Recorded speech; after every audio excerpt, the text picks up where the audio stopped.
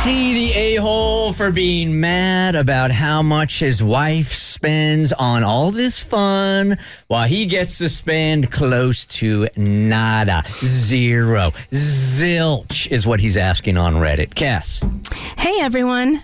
Me, 35, and my wife, 36, have been married for 3 years. I have 2 children from my first marriage, 17 and 13, and she has 4, 17, 15, 12, and 8. I have 50-50 custody of my kids, and she has full custody of her kids, and their dad is way behind on child support, so she provides all of their financial support. I want to preface this by saying my wife and I keep our finances separate. My wife makes more than double that I do. She gets $50 an hour, and I get $22 an hour. It's always been like that. We agreed when we moved in together we would split the bills equitably based on our incomes. So she ended up covering basically all household expenses, mortgage, utilities, cable, internet, food, etc. I would cover 1 week's worth of groceries and my car payment, car and motorcycle insurance, gas, cell phone, vapes, etc. This all changed when I wrecked my car earlier this year. I went shopping with my wife for a new car, and I really wanted an SUV. My wife made me look at cars too because they're a lot cheaper, but I had my mind set. When we sat down to finance, they told me my payments would be about $850 a month versus about $380 a month for the car. I decided on the SUV, and my wife seemed pissed.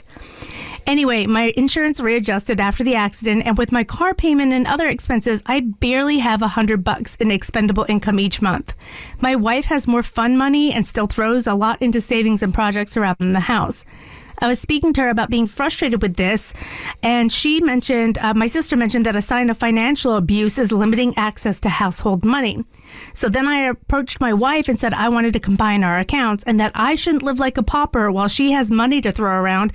And she told me it was my own decisions that led me to not have a lot of disposable income, and that if we wanted to discuss a budget for fun money for each of us, we could. I got really upset and I told her it isn't loving or right for her to have so much left while I barely have 2 pennies to rub together. Things got heated and I'm staying at my sister's for the weekend. I don't think wanting things to be even is so wrong, but my wife is kind of right that if I got a cheaper car, I would have more money. Or is she financially abusing me? Am I the a-hole? Wow, that's a good one. That's a damn good one. So what she's saying is you have made choices about your job and your career and finances. So I guess they're looking at this. No, she said he made choices by what car he wanted to buy. Right. I wouldn't go as far as to say, like, you made choices how you want to live your life, and that's why you're only getting paid $22 an hour and I'm getting paid $50 an hour. No, I feel like they went to the dealership, and they have established this going into it. Like, they had their split finances, and they had split what they were paying for, right? And that had been established, and he was fine with that, and they were okay with that.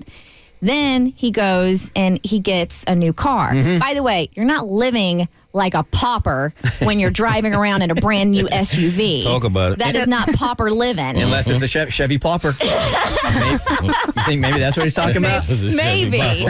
But, you know, you got the SUV. It's a higher car payment, and also it's going to increase your insurance. Now, you don't have as much expendable money. That's because you made the choice to get the SUV. Now you came to your wife and you asked her, hey, can we combine our finances? And she was willing to have that conversation with you. And she goes, we can talk about this and come up with a plan. But now, because she wants to talk about it and you didn't immediately get what you want, you poor pauper, you're wanting to paint your wife as an a-hole. And I don't think she's the a-hole. So you think he's being the a-hole? I didn't say that. Who's being the a-hole? Sometimes nobody's an a-hole. There must be an a-hole. No. You can't do that. Nah, it's an a-hole in the room.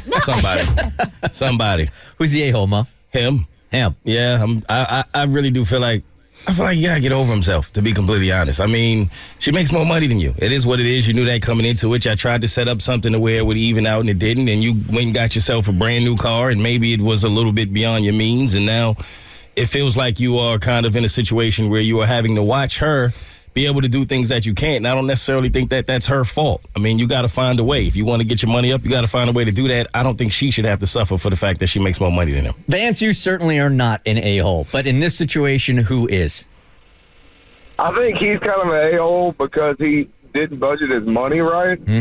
But to kind of solve this issue, I'm I have a single income family, and my wife does make money on the side. So we bring all that money together. We pay all of our bills, and then what the percentage of what each one's make is what they pull from that pot after it's done. Ah, okay.